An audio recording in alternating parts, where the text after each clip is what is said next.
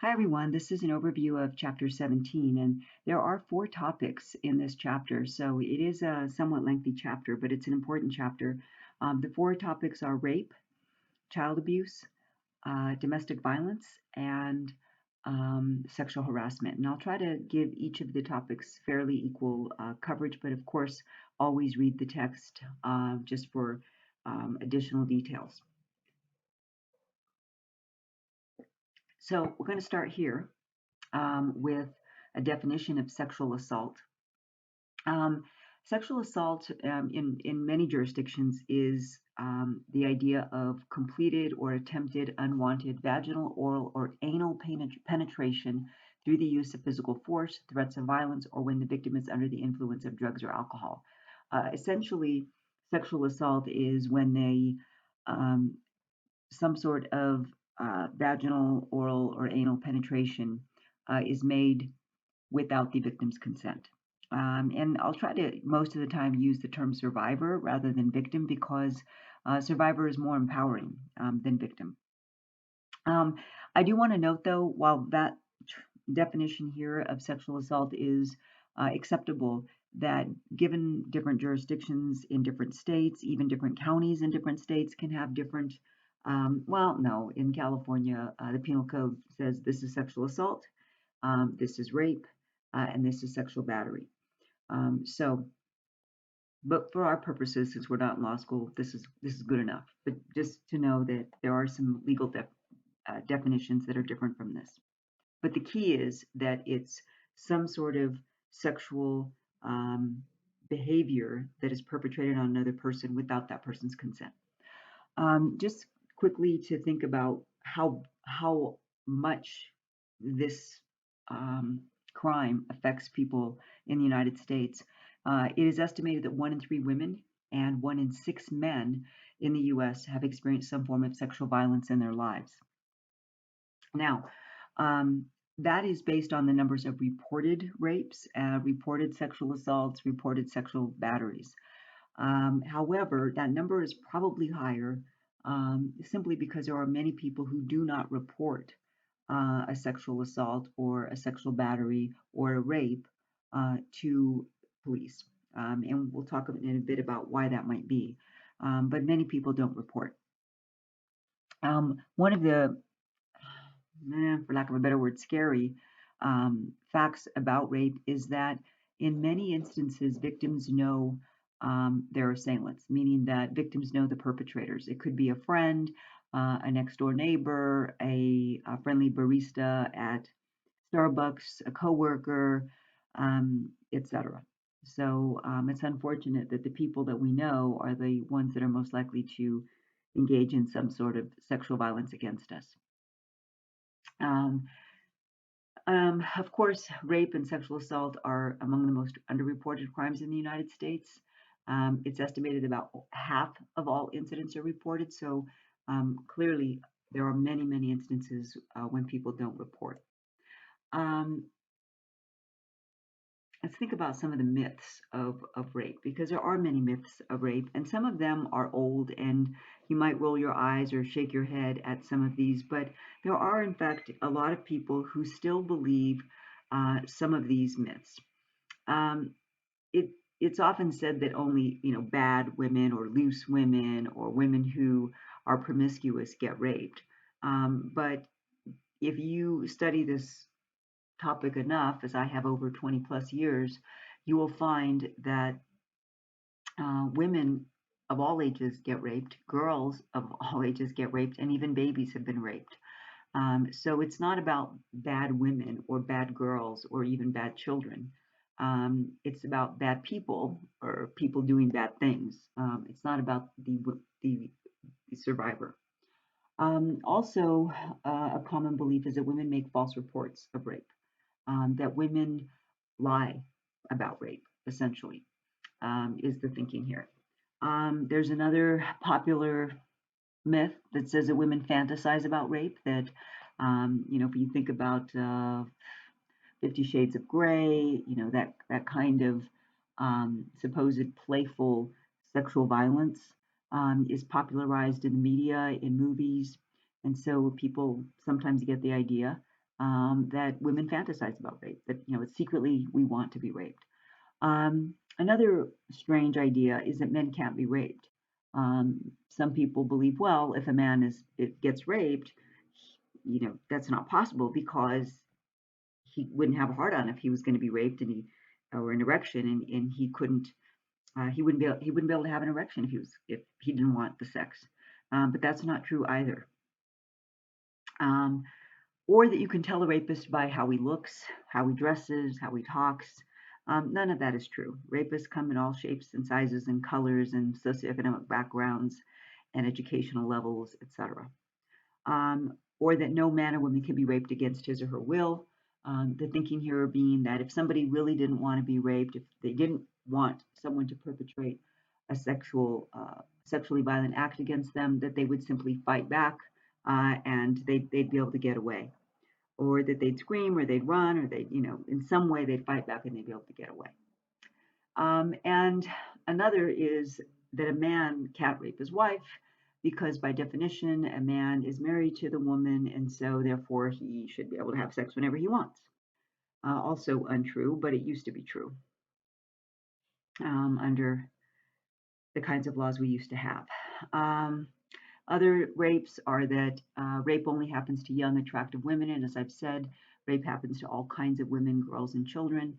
The rapists only rape once, typically, which is also untrue. Typically, a rapist will rape again and again and again because if they get away with it once, why not continue doing it? You can think about cheating in this way. People cheat. If they can get away with it, why wouldn't they continue on? A lot of people do. And then false reporting of rape is common, meaning, again, the survivor is lying and just trying to get somebody in trouble. So here are some of the characteristics of perpetrators. Typically, perpetrators are male, so many of the victims are female, or survivors are female, and many of these perpetrators, not only are they male, but they typically are ages 15 to 30. There is typically a history of personal violence, so some sort of violent behavior in their past, and then often there are high levels of impulsivity, aggression, or sexist views of women, objectification of women, and the acceptance of some of the various rape myths. Also, the majority are serial offenders with an average of 6 victims. And sexual violence can be perpetrated against or by any member of any sex. That is, women can rape too. So, theories about sexual violence. 2 here, rapist psychopathology. Rapist psychopathology is focused on the idea that men who rape have some sort of a disease. And so the focus is placed on men who rape doing so because of alcohol intoxication or being high from drugs, or because having mental illness, or because they have uncontrollable sexual urges. It's this idea that psychologically there is a pathology, that is, there is a disease psychologically, and that's why the male rapes. There are likely some men for whom that is true, where there is a psychopathology, that is a sickness of the brain, a disease of the brain, but it's probably not true for the vast majority. But it is one explanation, one theory. Victim precipitation theory. This is an interesting theory. For lack of a better word, it's essentially we're blaming the victim. What this theory argues is, look, people make themselves vulnerable to rape by the way they dress, by their behaviors, where they walk, where they go, how much they drink, etc. And of course, men are much more likely to believe this theory than women do. But for many sociologists, including myself, this theory is old style thinking. It places the burden on the survivor to watch where they go, how they dress, what they say, what they do, as opposed to putting the burden on the perpetrator to control themselves. But it is a theory out there. Feminist theory. Feminist theory is when what is the idea that um, rape or the threat of rape are used by society to try to keep women in their place. They try to keep them in a subordinate position relative to men. And so for feminist theorists, they look at all the ways in which um, society, um, in many ways, uh, encourages the various myths about rape. Things like, where you go and how you dress, or what you say, or how you talk, who you hang out with. Those are all ways of putting the burden on females and saying, look, it's your fault if you do some of these things, because good girls, good women, they don't do those things. And good women are often the ones who go along with the gender roles that are accepted by the majority of society. Sociological theory, it really focuses on the balance of power. And for sociological theory, really, there's a focus on who has the power in society. And typically we see that it's men who have the power in society. And though women have made great strides in the last, say, 40, 50 years, um, we are still, in many ways, in a subordinate place in this country. Consider the fact that we do not have and never have had a female president. We had a candidate back in 2016, but she won the popular vote, but she's not the one in office right now because of our electoral college system. So again, we can look at, yes, women have made great strides in the 50 years since 1970, but in terms of really having power, it's largely still in the hands of men. That's sociological theory.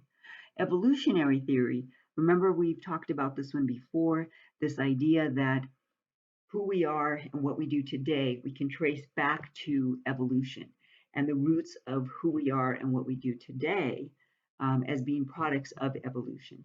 And so evolutionary theory focuses on the idea that men have a stronger need to have sex frequently with various partners, because that's how early males, um, 10,000 years ago, that's how they would have needed to survive. That's how, I've talked about this before in earlier chapters, that survival was really difficult for early humans. And so even if a man impregnated 5 women, maybe only 3 of them carry a child, carry the fetus through to term. One of them maybe gives birth to a stillborn baby. 2 women give birth to live babies. One of those babies dies within the first year of life. So really, out of the 5 women that the man impregnated, maybe only one of them lives past the age of 1. And so for evolutionary theorists, their argument is that drive, that need, biological drive to impregnate as many women as possible or have sex with as many women as possible is still something that's with men today. Again, these are theories. All right, so let's get to rape on campuses, sexual violence on campuses.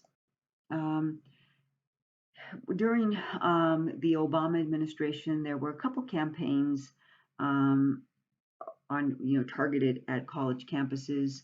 One of them was called Know Your Nine, which referred to Title IX, and educating students on college campuses about that federal legislation called Title IX, and all of the things that are required by campuses to campus administrations to try to not only educate students about sexual violence, but also to empower students to stop sexual violence as well. And then, of course, in 2014, then President Obama created a White House task force that was focused on trying to protect students from sexual assault on college campuses. The website for it was notalone.gov. Given the current climate, I strongly doubt that it still exists. The Brock Turner case was a case um, that happened on Stanford University's campus in 2014. Um, a Stanford student was caught raping a young woman who was very drunk. There were a couple of students walking by, or I think they were just visitors to the campus walking by. They pulled the young man off of her, and they called for help. Long story short, guy's name was Brock Turner. He was a swimmer on the Stanford swim team. He was allowed to remain on campus and graduate, and he was prosecuted, but he received a very lenient sentence. And so, if you want to know more about the Brock Turner case, I've provided a couple of links there for some YouTube videos you can watch on your own time if you like. One of the keys that we do know about rape and college campuses is that alcohol plays a big role. In fact, alcohol plays a big role in many rapes. Of course, there's a good reason for this, and it's because alcohol reduces people's inhibitions. It decreases our ability to think rationally and critically. And so, if you are a drunk person, you will probably engage in behavior that you would not if you were sober. Um, so, one of the ironies of alcohol being involved in a rape case is that a drunk man who is accused of rape is often viewed as less responsible, but a drunk woman who is a survivor of rape is often viewed as being more responsible for her behavior. She shouldn't have gone to that party alone. She shouldn't have left alone, all of those kinds of things. Um, Fraternities and sexual violence, there's a correlation there, obviously, but not there's no causation. Please do not misunderstand. I am not saying that being a member of fraternity causes men to rape. I'm not saying that. But what I am saying is that we see that there is often an ethic of masculinity, or as we say in Spanish, machismo, where you have to show how masculine you are. And that machismo, or that masculinity that is given props, values dominance and sexual prowess. No, it's not, I don't think, very common at a fraternity party that people brag about how well they did on a math exam, whereas bragging about how many sexual encounters one has had is probably more common. I'll leave it at that. Um, let's see, student athletes also, unfortunately, there are higher rates statistically of sexually abusive behavior among male athletes. Um, and it turns out that female athletes are often less understanding of survivors um, than female non-athletes. Okay, so let's focus here on rape trauma syndrome. It's an important concept because in this concept, it's argued that there are really two stages to how people who are survivors of rape process um, what happened to them. And so the first phase, the acute phase, is stage one. It begins immediately after the rape, and it may last many weeks. And typically in this first stage, there's fear of being alone, or fear of strangers, fear of the place where the rape occurred. Um, there are often very wide mood fluctuations. There maybe difficulty sleeping, nightmares. There might be anger, anxiety, confusion, shock, disbelief, incoherence, guilt, humiliation, shame, self-blame. The survivor may go through any of these and all of these emotions.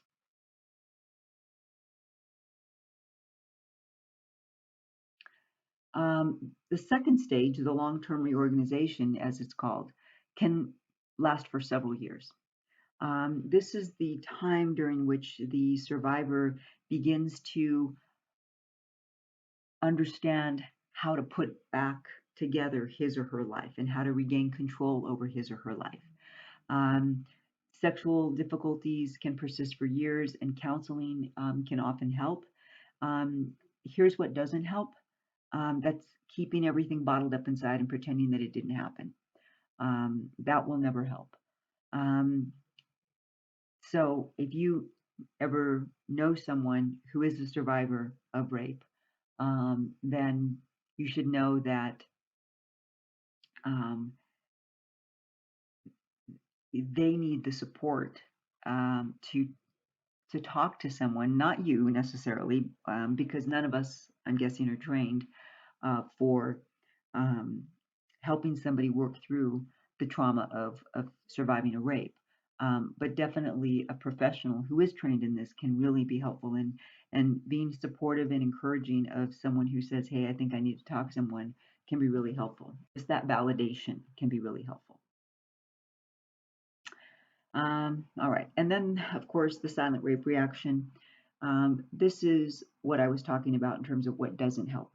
Keeping it bottled up inside, trying to pretend that it never happened, trying not to think about it, trying to repress it to the point where you hope that if you just don't think about it, don't talk about it, don't um, say anything, then that'll just go away. You'll forget it someday, and everything will be fine. As I said, that doesn't generally happen. In fact, people who do that often have a much longer recovery period than someone who seeks out professional help. All right, so I want to focus on for a couple minutes on the fact that men are also sexually assaulted. They may also be survivors of domestic violence. But here's a clip of there that you can watch on your own time of how often humor is used in the media when it comes to men being uh, uh, being victims of violence that's targeted at them. So that clip actually probably should be more where the um, domestic violence discussion is, but take a look at it because you'll see that it's such a common thing for men to be the targets of violence that is perpetrated upon them by men, by women. 40% of male victims in one study who experienced sexual assault were homosexual. Um, the most common type of sexual assault of men is anal penetration and then oral penetration. And again, some of the same reactions that women have are quite common. Prison rape, take a look at that. I won't go over it too much, but it does in fact happen in prisons as well. And again, if we're thinking about the sociological theory, it's all about power. Who has power in a prison, and who is able then to use that power to take advantage or to rape another prisoner.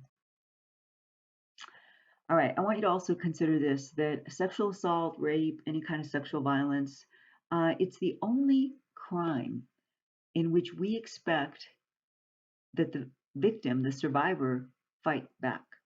That is, if a person is raped and the person didn't scream out or scratch or bite or yell or, do all these things, we think, well, geez, well, why didn't the person do it? If the person didn't really want that behavior, didn't really want the sex, why wouldn't the person, do all these crazy things? Because I know I would have done that.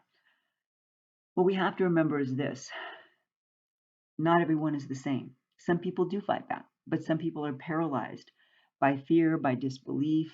Um, they may disassociate from the experience in the moment. There are many, many reasons why people may not um, act in the same way that you or I might act. And it's very important to not shower or, quote, clean up after a rape or sexual assault, because a rape kit is needed to be processed on the survivor's body to collect evidence. It's difficult to not do that. That's the first thing people want to do is to shower, get the you know, the smell off of a perpetrator off of themselves, but it's one of the last things you should do. Okay, so reporting it. I did say I wanted to just talk really quickly about why some survivors might not report a rape. And there are many, probably too many for me to think of just right now and say, but I'll name the ones that I can think of because I've heard them time and again. Um, Reasons why a person might not report. Number one, they're mistrustful of the police. Not all people equally trust the police. Number two, they fear they won't be believed. Number three, they fear that there'll be some sort of retaliation against them if they do report it. Number four, they don't want to get someone in trouble, whether that's a relative who engaged in this behavior perpetrated against them, or um, uh, a dorm mate or a classmate. I have heard from students who wait a long time to report till the end of the school year and say, well, I didn't want to get that person in trouble. Also, um, being fear of being believed, fear that people won't believe them. And Also that some people think, oh, geez, I may go through this whole lengthy process of reporting it and testifying and doing all these things, and then eventually nothing happens to the person. I don't even want to deal with any of that. So there are a variety of reasons why people may not report. And particularly if you're a male who is a rape survivor, a lot of males have a really difficult time acknowledging that someone had power over them. That's a really difficult thing to do for a lot of men. So, again, for a variety of reasons, people may not report sexual violence that's been perpetrated upon them. Okay, so child abuse, let's get to this. Accurate statistics are really difficult to attain for the same reasons that we can't really get accurate statistics of rape because there's a lot of non-reporting going on. About 9.2% of children nationwide are sexually abused, and false child abuse reports account for fewer than 10% of the cases. Okay, so child sexual abuse is unfortunately more common than you think. 40% of abused boys and 21% of abused girls are abused by strangers. 29% of abused girls and 11% of abused boys are abused by family members. And so the kind that's least likely to get reported is when it's a family member that's abusing the child, unfortunately. It would be nice to think that family members would want to protect the child and, of course, would want to report it, but often family members prefer to protect the perpetrator.